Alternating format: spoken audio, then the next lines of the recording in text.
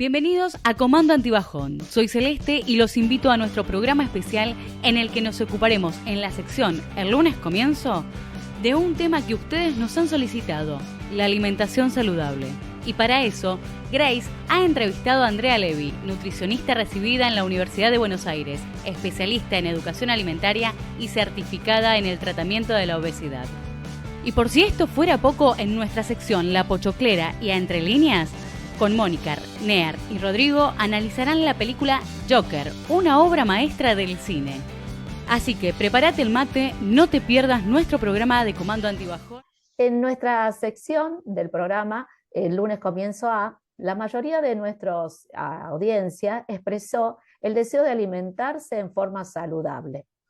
Andrea Levy, que nos acompaña, es nutricionista y nos va a orientar para lograr ese objetivo que deseamos. Bienvenida, Andrea. ¿Cómo andás?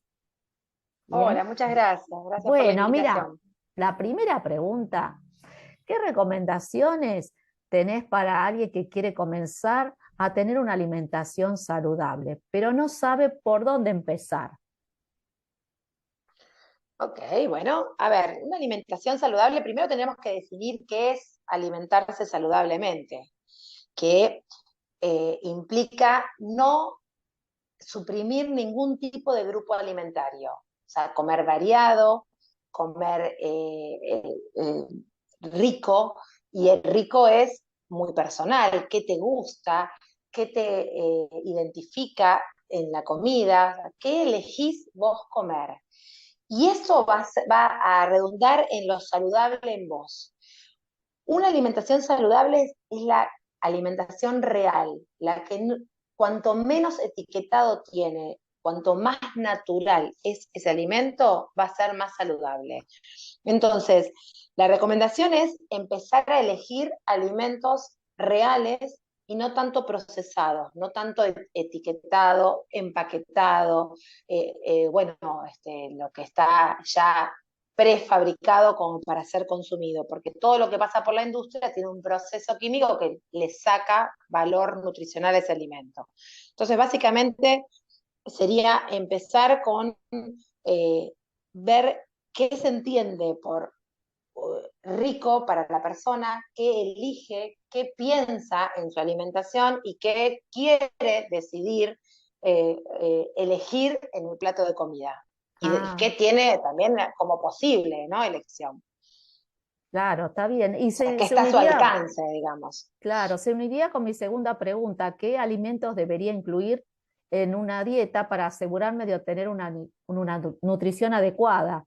¿Qué estilo de comida, frutas, verduras, cómo lo balancearía, carnes?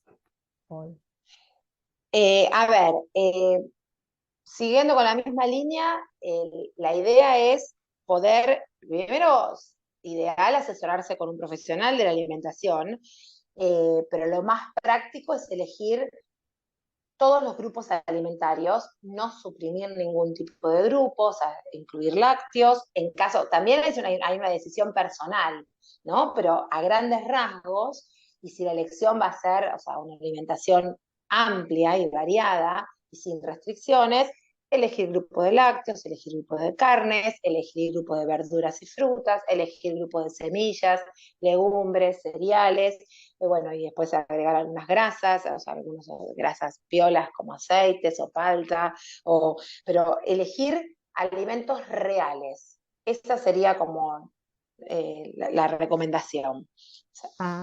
Bueno, y pasando al tema de estos alimentos reales, ¿cómo puedo mejorar? Porque también el consumo de frutas y verduras, si no me gusta o no estoy acostumbrado a comerlos. O sea, digo frutas y verduras como puede ser otras cosas que balanceen la dieta. ¿Hay alguna manera?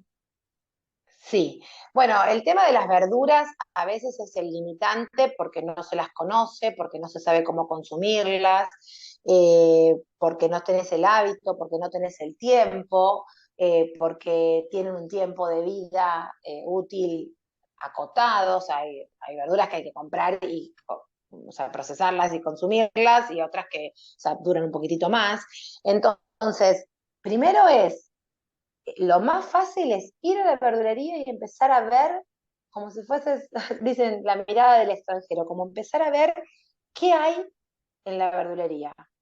¿Qué es lo que consumo habitualmente? No con la listita, bueno, compro lo básico, sino que qué es lo que consumo habitualmente, qué es lo que podría consumir y cómo lo podría incorporar.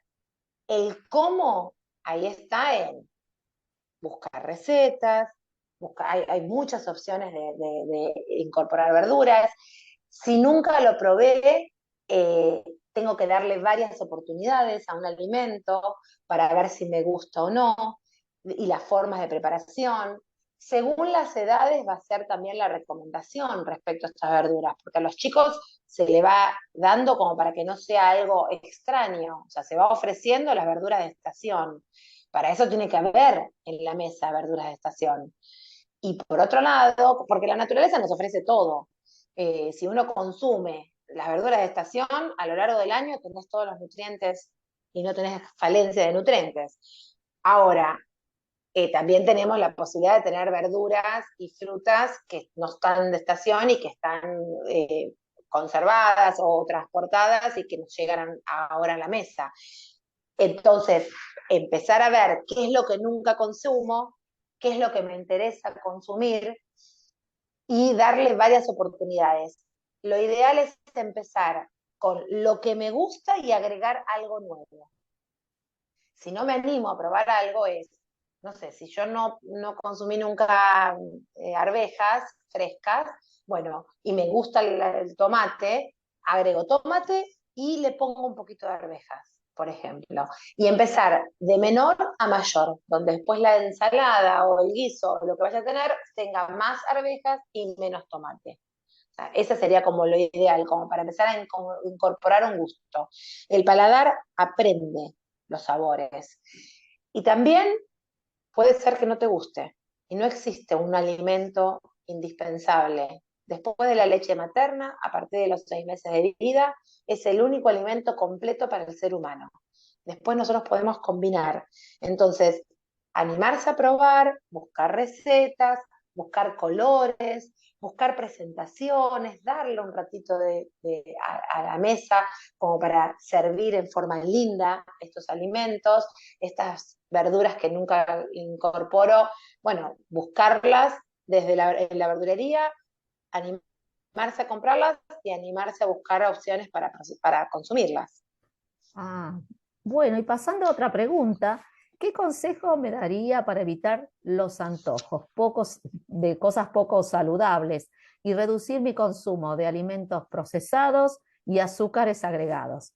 Que bueno, están más hasta envasados más atractivamente, como decía vos, en la verdulería, que uno lo ve crudo y no tiene que pensar cómo lo haría, a esto que está presentado en colores, con imágenes que nos da ganas de comerlo, y el paladar, que Claro, también, ¿qué claro. consejo Bueno, nos a darías? ver, en principio, los antojos como tal, o sea, la alimentación es un derecho y es placer. Entonces, poder registrar qué tengo ganas de comer y habilitarlo y comerlo es un buen paso. O sea, no comer porque está, sino porque tengo ganas de comer algo.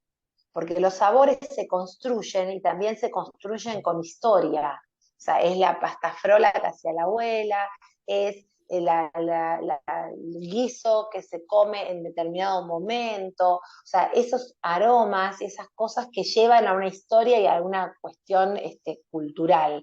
Entonces, esos antojos, y de pertenencia, ¿no? Esos antojos hay que darle rienda. Ahora, la alimentación en exceso o en déficit genera enfermedades por déficit o por carencia o por exceso, ¿no? de alimentos. Y eso es lo que hay que tratar de evitar, porque puede estar juntas. Puedo tener o sea, puedo padecer ambas enfermedades, exceso y carencias de nutrientes. Entonces, poder pensar antes de comer, poder entender que no está prohibido, sino que uno tiene que habilitarlo en su justa medida, trabajar sobre el gusto, sobre el deseo, sobre el paladar, esto de refinar el paladar, entender que el paquete lo que quiere es venderte o sea, ofrecerte un alimento, pero no te quiere alimentar. Entonces, hay que aprender a leer los etiquetados, aprender a encontrarle sabor a los alimentos naturales. O sea, una manzana no lleva explicación. Un alfajor tiene un montón de etiquetas y de explicaciones en su etiqueta. Entonces, bueno, aprender los dos sabores y poder gestionar que sí, que no, y después ya no hay que explicar qué es lo que te conviene más. Ahora, ¿nunca más voy a comer un alfajor? No, no es nunca más, es aprender a gestionarlo, ¿sí? Aprender a decir que no. Esa capacidad se ejercita, se trabaja y se elabora para poder, primero como una estrategia y como un trabajo de conexión con la comida. Así que los antojos no son como, es un rubro aparte, digamos, y bastante amplio dentro de lo que es educación alimentaria. Claro, sí, son todos temas muy amplios. Claro, Claro, yo te estoy preguntando muchas cosas, pero bueno, es para abrir la inquietud de nuestros oyentes sobre seguro. estos temas, ¿no? Y otra.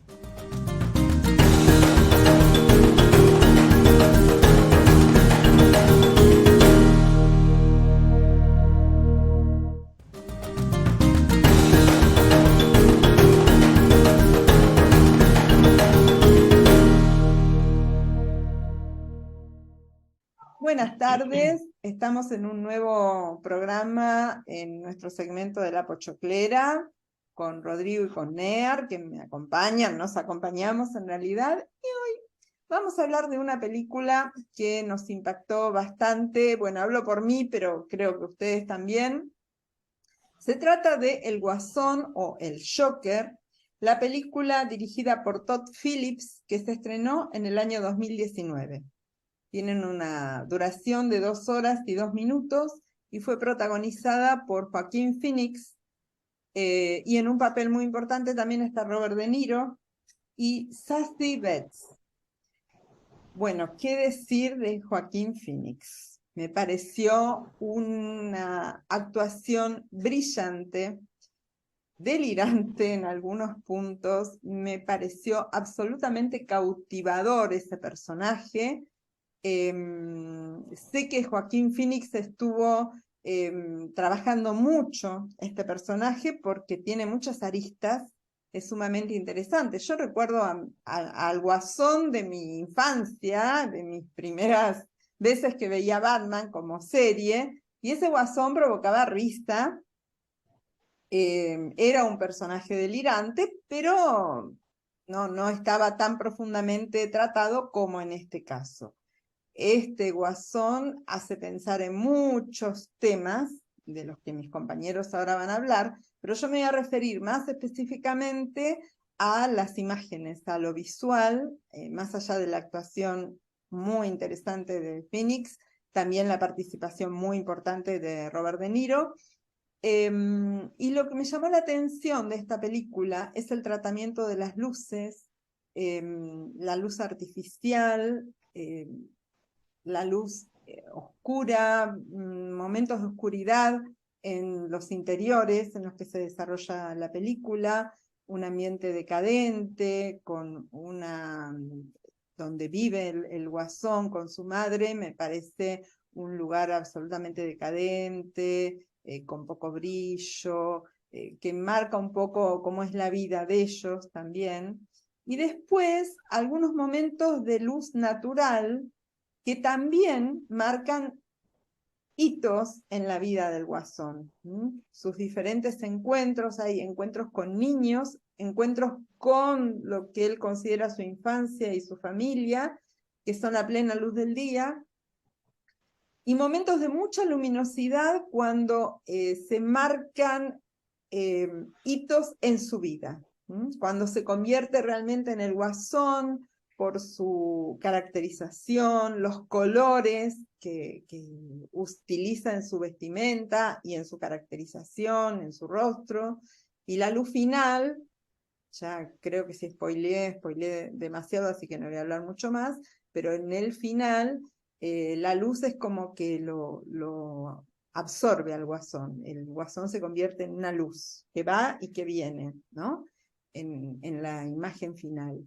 Así que le presté mucha atención a eso porque me parecía muy importante el tema de la luz. Hay una escena, sin spoilear más, que tiene que ver con una heladera, donde la luz parece, se abre esa heladera, ilumina todo un espacio oscuro. Bueno, es como una escena muy reveladora de la situación mental y personal del Guasón. Después vi Mónica, Sí, dale, estoy hablando mucho. te tengo una pregunta. Sí. No, te tengo una pregunta con el tema de la luz que me parece interesante porque yo no veo esos detalles. ¿Qué piensas tú que significa esto de la luz que tú dices, que el guasón al final se convierte en una luz? Y el tema de la heladera, ¿qué piensas tú que viene a representar esa luz? ¿Qué significado le ves tú a eso en la película o a la historia de él? Porque entiendo según lo que dices, que según cómo manejaron la luz, es como también te están narrando esos momentos de ese personaje, ¿no?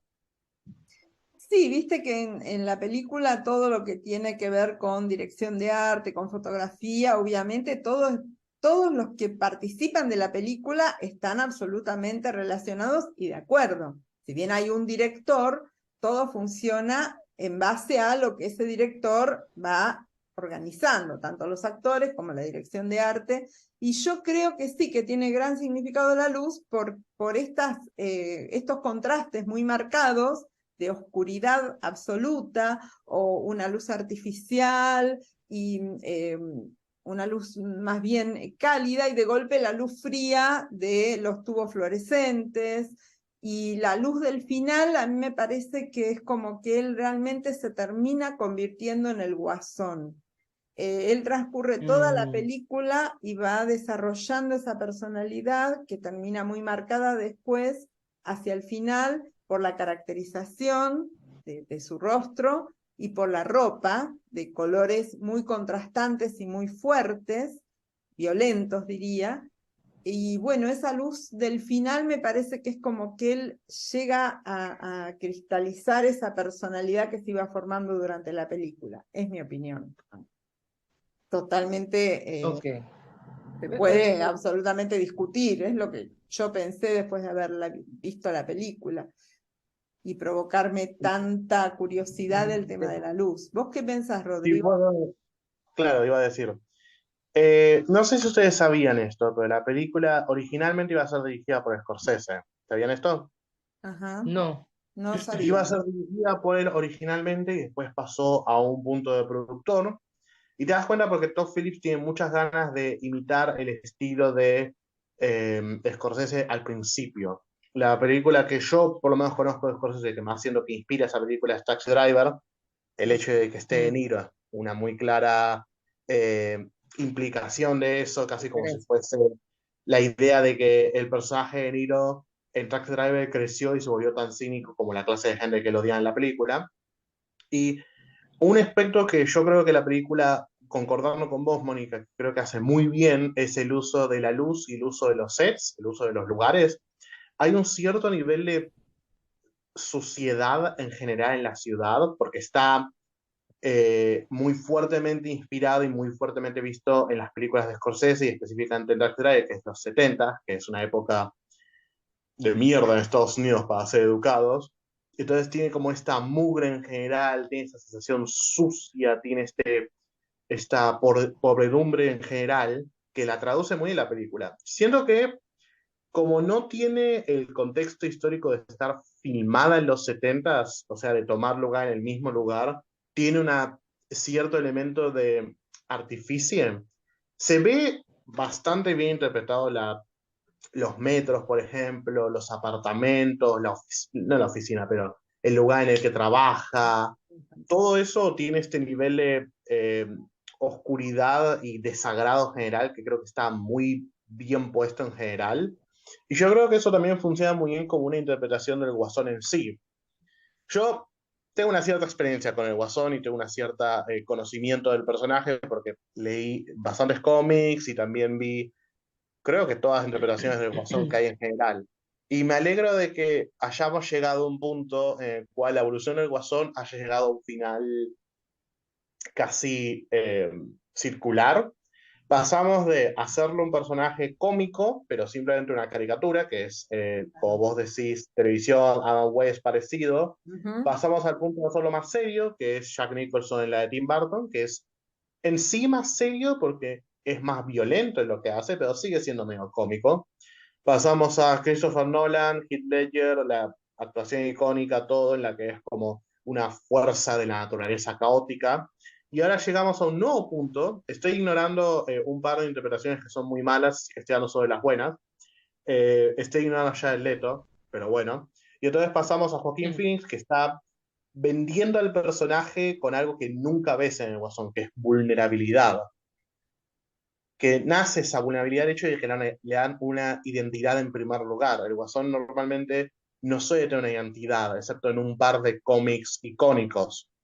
Acá lo que hacen es darle una vida interna y darle una razón por la cual se convierte en lo que es, que yo creo que es muy único en el Guasón, en el punto de filmación. Yo solamente, como una persona que disfruta cómics en general, y una persona que veía más películas de superhéroes, admito que lo dejé de ver en general, creo que encuentro muy satisfactorio y me hace muy feliz que tengamos una película del Guasón que salió tan bien como pudo salir esta. Porque si vos me hubieses dicho, ustedes me hubiesen dicho, hace, digamos, una década de que estás en una película del Guasón, yo te hubiese dicho que hubiese sido la peor película de la historia. Porque vos pensabas, ¿qué pueden hacer con el Guasón? Es como Psicópata Americano, es una película de terror con ciertos elementos de humor negro. Pero no, decidieron ir puramente la dirección de esta película como muy oscura, muy psicológica, muy bien actuada y también muy bien dirigida, como concuerdo con vos, Moni. Bien, Rodrigo, ¿qué pensás, Near? No, yo estoy de acuerdo con lo que dice Rodrigo y eso que él dice del tratamiento del personaje, que se animaron en esta época a mostrar como otra faceta, más allá de ese guasón perverso, ¿no? Que siempre nos mostraron, ese guasón anárquico, nos mostraron como un sujeto, ¿no? Que está tratando de explicar algo en este guasón. Y pienso que eso no es casualidad, pienso que es resultado de la época en la que vivimos y me dan el pase para hablar de eso en Entre Líneas en el próximo segmento. ¿Qué importancia tiene la hidratación en una dieta saludable? ¿Y cuánta agua debería beber al día? Esto, digamos, en Perfecto. forma amplia, ¿no? General. Claro, en forma amplia, estándar. El agua es esencial para el ser humano, es muy importante el consumo de agua.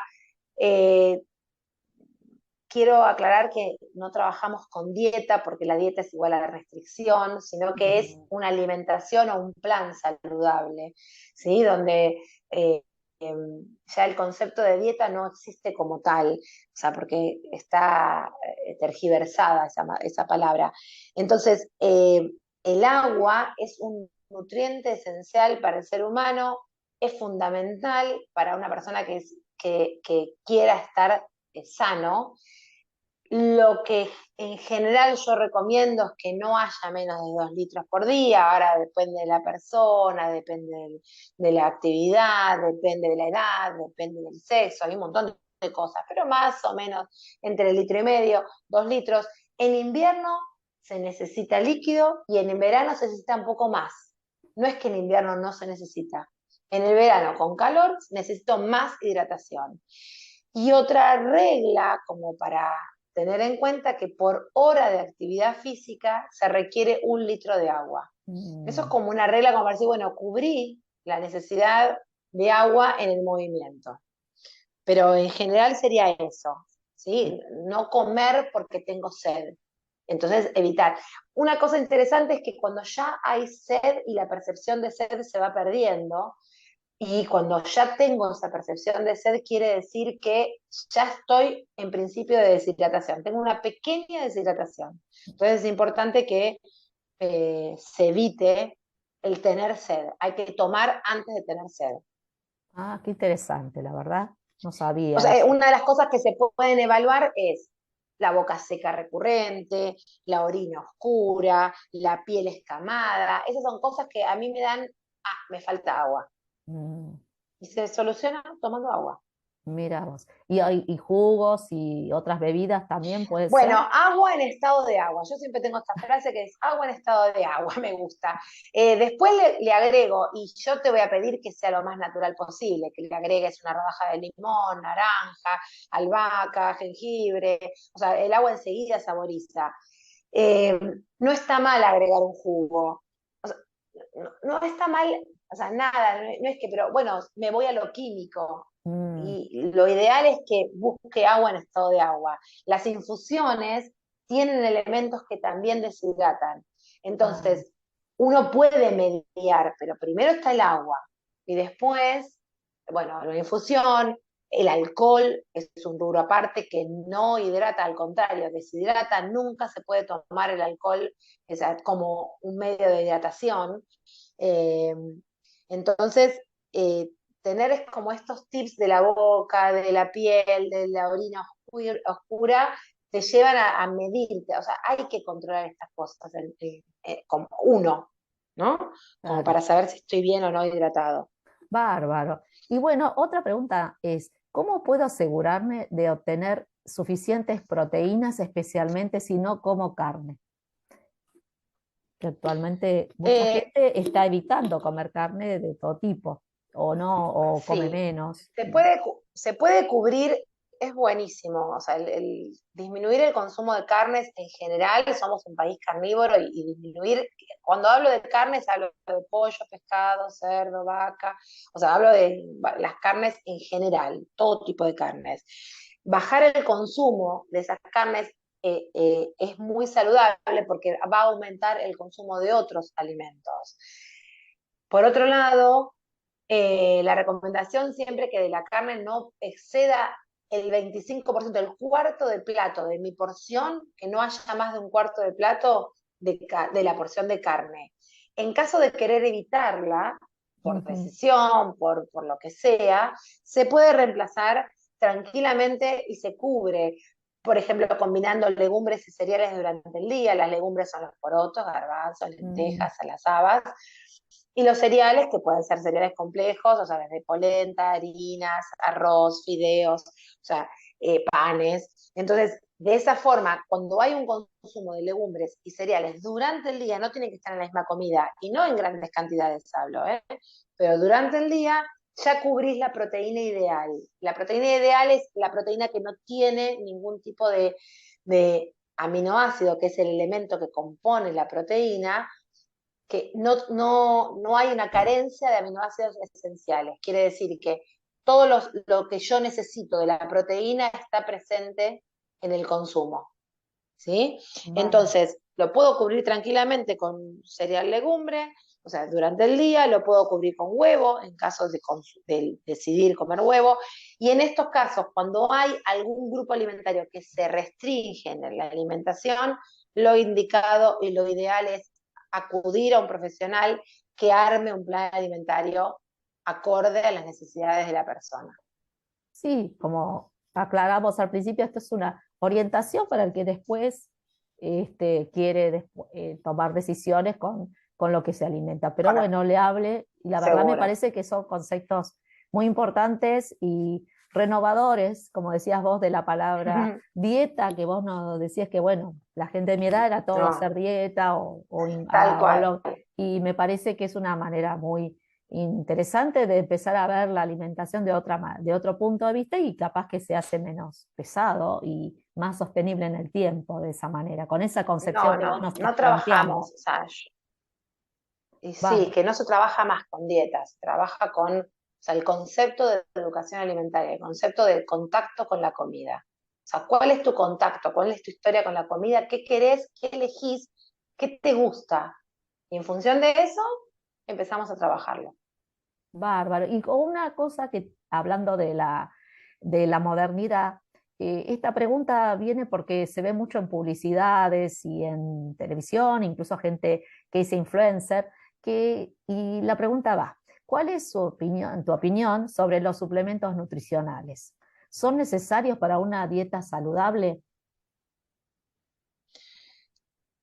Los alimentos de la naturaleza nos cubren todos los nutrientes. O sea, la naturaleza está presente para las necesidades del ser humano. No necesitamos suplementarnos. En caso de que haya una necesidad, es por indicación médica, bajo supervisión, o sea, médica, o sea, son buenos y oportunos para aquel que lo requiera. O sea, el suplemento, o sea, se utilizan, los trabajamos, pero no a nivel, bueno, lo consumo a nivel libre porque quiero más de tal cosa. Yo no voy por ese lado, yo voy más por el alimento, que el alimento sea tu medicina. Entonces, estamos hechos de lo que comemos. Y bueno, no buscar la parte fácil, sino la parte más natural, porque el cuerpo responde mejor a lo natural que a lo químico. El concepto de microbiota hoy en día, que es, o sea, la cantidad de bacterias que tenemos en el intestino, y está formado por lo que nosotros comemos. Y este intestino con una microbiota que nosotros alimentamos, se responde y nos indica qué es lo que tenemos ganas de comer. Y esto se trabaja como para poder cambiar un poco el estilo alimentario y cambiar la microbiota para que funcione a favor nuestro. Sí, muy interesante, O porque sea que, está muy al alcance de la mano suplementos y uno, la claro, verdad que no claro, sabe qué pensar, porque es algo que ha aparecido muy comercialmente, incluso médicos o gente que dice a mí me sí. hizo bien, y me parece que eso ha traído la modernidad. Antes no estaba tan al alcance No, no, tomar no, claro. algo de venta libre, y bueno. Lo que Bueno, pasa es que estamos en una era de llame ya, de hágalo rápido. Entonces, bueno, claro. hacé tal cosa, o sea, y bueno, no siempre funciona eso. Y por otro lado, estás agregando químicos a tu cuerpo. O sea, no siempre son indicados para vos. Por eso tiene que ser mediado por un profesional. Y cuando lo requiere la persona. Bueno, Andrea, muchas gracias por tu tiempo y por habernos dado un No, por favor. pantallazo general de este tema.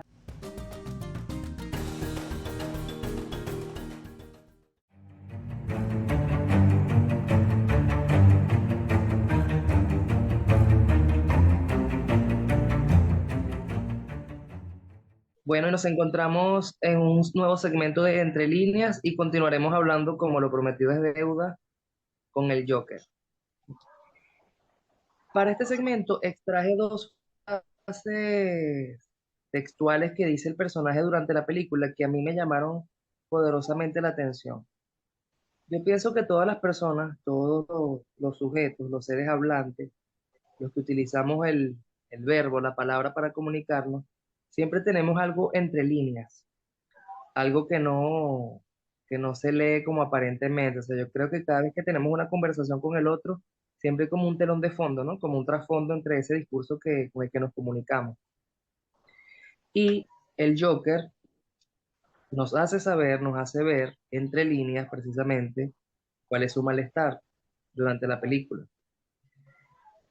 La primera cita que me llamó la atención es una donde él dice: ¿qué es lo que tienes cuando te cruzas a un solitario enfermo mental con una sociedad que lo abandona y lo trata como basura? Y con respecto a lo que decía Rodrigo en el segmento anterior de la pochoclera, de la ciudad contaminada, la podredumbre, la basura, me parece que podría ser como hasta un simbolismo, ¿no? De este trato de desperdicio que se les da a los enfermos mentales, que es lo que precisamente entre líneas él quiere decir allí, en este texto, ¿no? De, del trato de basura, de desperdicio, de desecho que se le da a las personas que, digamos, tienen un diagnóstico mental. Yo creo que este trato de desperdicio, de basura, viene por el lado de que los enfermos mentales no son funcionales para el sistema. Eh, no, no logran encajar en una función.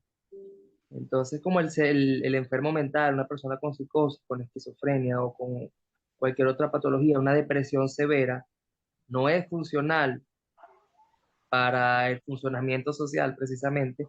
Creo que de ahí es donde viene un poco este trato de desperdicio y de basura. Me recuerda hace muchos años cuando yo estaba haciendo mis pasantías de psicología, ¿no? En un hospital psiquiátrico. Realmente fui a los hospitales psiquiátricos y realmente las personas allí estaban como en una condición de basura, de desperdicio, de abandono, sobre todo de no escucha, ¿no?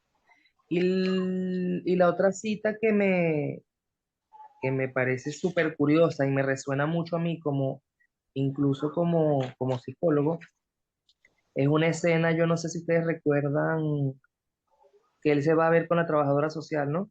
Ujú. Y, y le dice algo así como, palabras más, palabras menos, le dice algo así como que tú no me escuchas, ¿verdad? Siempre que vengo haces las mismas preguntas.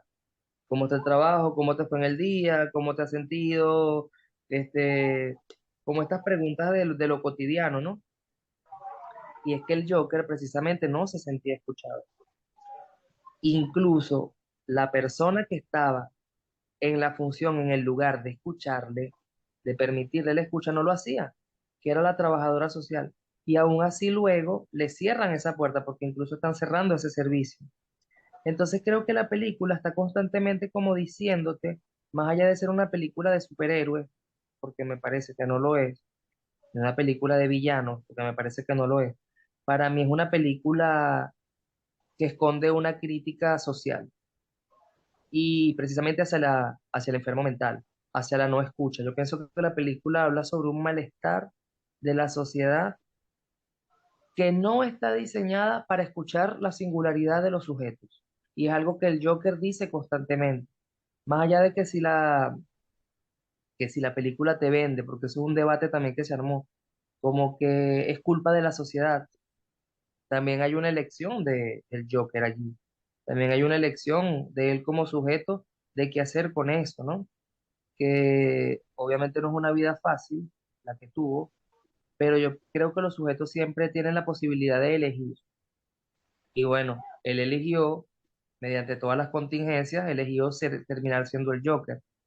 Em, y constantemente vemos a un sujeto ese que intenta ser escuchado, que intenta construirse una historia, porque la relación con la madre es como muy simbiótica, hay como muchos agujeros en su narrativa personal, en su narrativa histórica, entonces vemos a un sujeto que está constantemente como buscando construir la historia, hacerse un argumento, hacerse una narrativa, y cada vez que lo intenta se consigue con estos impases o estas cerradas de puertas que no le permiten a él explicarse la vida, narrársela, hacerse un guión de ella, que yo creo que es lo que le hubiese podido ayudar a él a conseguir un alivio, ¿no? A conseguir otra solución. Para mí la solución a su locura fue la de convertirse en el Joker. Y esa fue la solución que él consiguió al final. Igual Eh, vos mm, hablás de elecciones, Near, y uno siempre piensa que la elección vos la haces en libertad, tenés la libertad de elegir, pero él tenía, como vos ya lo dijiste, muchas puertas cerradas, o sea que la elección de él tampoco fue tan libre. Ahí radica también la riqueza de la película, ¿no? Lo que vos decías, no es una película de superhéroes, es un trasfondo mucho más profundo. ¿Qué lugar le damos a los enfermos mentales? ¿Qué lugar le damos al diferente en la sociedad? Creo yo que lo podríamos como ampliar. El que es diferente, todos somos diferentes, pero hay algunas diferencias que no estamos acostumbrados, ni sabemos cómo tratarlas, ni sabemos qué hacer, pero no escuchamos al otro. Lo separamos porque no podemos con eso, no sabemos cómo. Eh, por eso a no mí me podemos parece que con la eso. elección de él no fue tan libre. Fue una elección provocada por las circunstancias en las que se desarrolló. No, no podía mucho. Pero fíjate, Mónica, pero fíjate que en mayor o menor medida, con mayores o menores libertades, por usar esa palabra, todos los sujetos al final terminamos como haciendo lo mismo. Terminamos como elaborando algo en las contingencias de la sociedad en la que nacimos. Sí, ¿No crees tú? sí, sí, sí, claramente. pero digo que a lo mejor algunos tienen más posibilidades de elección, más caminos abiertos.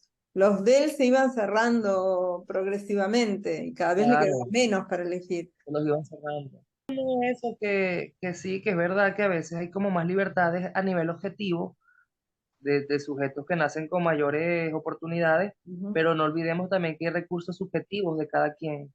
cierto. Y hay personas que nacen en situaciones de mucha precariedad, pero que los recursos subjetivos que tienen les han permitido, digamos, conseguirse una vida digna o dignificarse como personas y como sujetos. Igual aquí en el Joker vemos una vida muy golpeada, llena de mucha precariedad y sobre todo de mucho rechazo, que Ujú. es el rechazo que aún en la actualidad le tenemos al enfermo mental, incluso Disculpa, que los Daniel, ¿te puedo tiempos hacer han una pregunta? cambiado. Si Sí. te puedo hacer una pregunta. Cuando vos te referís a recursos subjetivos, ¿me podrías dar algún ejemplo para entender bien a qué te referís? Em, Me refiero a esas capacidades que tiene cada quien de elaborar y de solucionar en base a las contingencias que se le presentan. O sea, si bien hay personas que, si bien la situación social, económica, física es muy determinante, para darte un ejemplo claro, tuve un paciente una vez, un niño, que había nacido en una familia de puros drogadictos, pero severos, ¿no? Un grupo familiar muy fuerte, donde sus abuelos eran muy consumidores, donde sus madres y su padre eran consumidores, padres divorciados. O sea, una situación de vida muy dura. Y por el contrario de lo que se cree, que los niños necesariamente copian lo que ven, ese niño ya a los 10 12 años había elegido tener una vida diferente. Y hasta el sol de hoy no es un niño ni que tiene ningún tipo de adicción y que logró, se le hizo muy difícil, pero logró incluso salir de ese lugar que, familiar que para él le proporcionaba tanta angustia. Él consiguió una solución. Por ejemplo, él emigró y hizo una vida en México, por darte un ejemplo, ¿no? En otro país. A eso me refiero como Claro. recursos subjetivos, que si bien el exterior determina muchas cosas, uno también tiene la capacidad de elegir. Incluso los niños tienen la capacidad de elegir. Yo quiero esto, yo no quiero esto. O sea, yo siempre he pensado que es muy fácil como echarle la culpa a lo de afuera. O, por ejemplo, decir, yo soy así porque mi papá era así. Yo soy así porque mi mamá era así. Bánquensela. O yo soy así porque nací en estas condiciones. Y eso es no asumir la responsabilidad de que puedes hacer otras cosas. A eso me refiero con recursos subjetivos y que cada Claro, quien tiene una subjetividad singularidad. claro, y lo que, en mi opinión, lo que hace a la película el Joker tan interesante es que concuerdo con lo que decís, concuerdo con lo que están diciendo, que es que hay recursos subjetivos que nosotros como individuos podemos elegir, podemos tomar para intentar sobrellevar situaciones muy complicadas, tanto en el aspecto económico como en el aspecto de la salud mental de cada uno. Y creo que lo que funciona muy bien para el Joker es que es verdad, el personaje Joker tiene oportunidades probablemente, o tiene maneras, o puede con un poco de esfuerzo capaz de encontrar maneras para sobrellevar eso. Pero lo que lo hace trágico es que decidió tomar la manera más destructiva.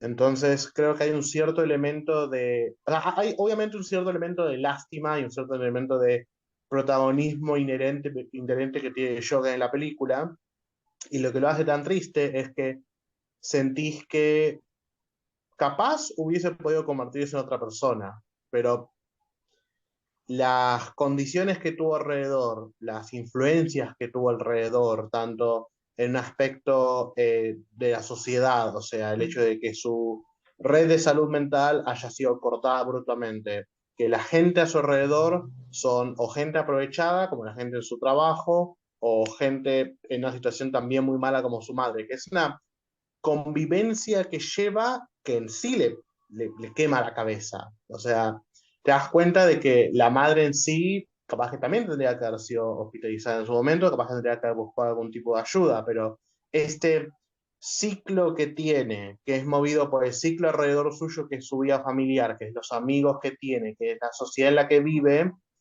lo lleva a que se quede con menos y menos ideas y eventualmente lo que termina cayendo es romper ese ciclo de apatía y enfermedad mental, trastorno mental, y entrar a un nuevo ciclo más peligroso que es el ciclo de violencia. Para peor, esa violencia también es tomada por la sociedad, porque vean la reacción de la sociedad ante la situación del Joker. O sea, se transforma, hay un efecto multiplicador de la violencia en esa sociedad de Ciudad Gótica.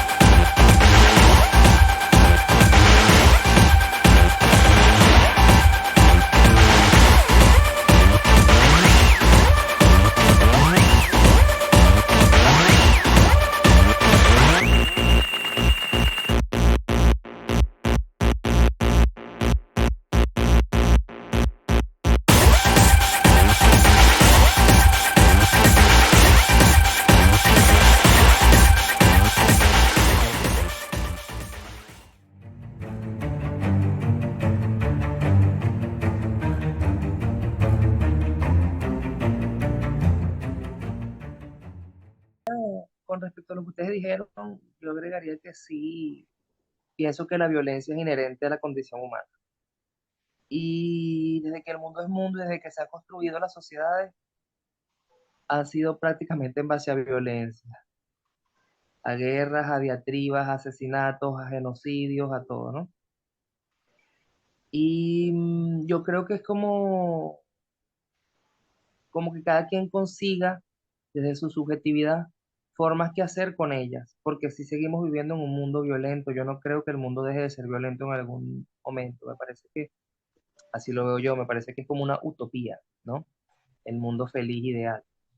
Eh, y constantemente estamos siendo violentados por situaciones, definitivamente. Y creo que una de las mayores violencias o uno de los mayores actos de violencia y que nos deja la película es precisamente eso, la no escucha al otro, no saber escucharle el malestar al otro. Creo que esa es una de las más grandes violencias a las que podemos enfrentarnos en este momento, en esta sociedad hipermoderna en la que vimos que definitivamente está diseñada para no escucharnos y para no escuchar la subjetividad, sino para que seamos funcionales a ella. Gracias, Eso es lo Near. que yo podría Rodri. decir para terminar Bien. Rodri, ¿querías agregar No, algo? yo concuerdo en lo que está diciendo Nar. Yo creo que desde que, como vos decís, desde que existe la historia, el ser humano ha reaccionado a lo que el mundo le ha puesto y en muchos de esos casos lo que hizo fue usar violencia para poder conseguir lo que quería. Y yo creo que eso es algo que va a seguir pasando, con suerte, hasta que encontremos una manera de hacer felices a todos, pero como vos decís, eso es probablemente utopía, así que lo que tenemos que hacer por ahora es encontrar la forma de ayudar a los que más los necesiten y eventualmente tirar abajo el imperio capitalista en el que vivimos. Pero eso viene más adelante, no estoy tratando de implicar ningún tipo de violencia, esto es todo hipotético. Bien, no sigamos con tanta violencia, sí con canalizarla, porque a veces es necesario un poco de algo disruptivo para modificar las cosas, sin llegar a Sí. una situación violenta que nos destruya como humanidad. Bueno, chicos, llegamos al final de nuestro segmento. Continuamos la semana que viene. Un saludo y un saludo a todos nuestros oyentes. Gracias por acompañarnos cada domingo. Esperamos que hayas disfrutado de nuestro programa especial dedicado a la alimentación saludable con la entrevista de Andrea Levy y la película Joker. Recuerden que nuestro objetivo es hacerles pasar un rato agradable y divertido en las tardes domingueras. Y esperamos haberlo logrado. No olvides enviarnos tus comentarios. Hasta la semana próxima. ¡Chau!